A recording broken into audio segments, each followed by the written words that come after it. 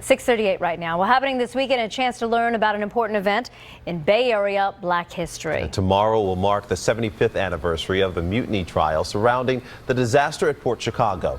In July of 1944, more than 300 people died in a massive explosion at the port. This is near Concord. Many were young black sailors ordered to load and unload explosives with no training and inadequate equipment. Well, this prompted 50 black sailors to refuse to go back to work.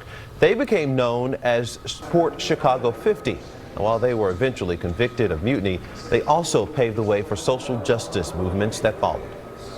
They were the precursor to the desegregation of the U.S. Armed Forces. And so at the time, it did not seem that their work meant anything, but it was through their courage that we were able as a nation to finally see that the situation that happened at Port Chicago was a cause to begin to desegregate. Port Chicago story is another one of those threads of history that starts back in 1944, but continues into concerns of the future with Black Lives Matter and Colin Kaepernick.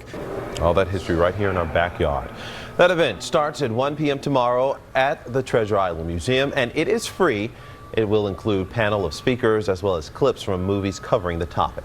My grandmother lived in Port Chicago during that time, and oftentimes she would describe that explosion to us, Mike. Oh, wow. Horrifying time, I can't imagine having that anywhere around and then finding out little by little. Right, so it's important for history. Exactly. Now, to sort things out, we talked about the ceremony over here, Marcus, at Treasure Island. Port Chicago is over here. Actually, Port Chicago Highway, I talk about that. We always remember them, so that's good occasion to remember that up in this area. But the ceremony is at Treasure Island.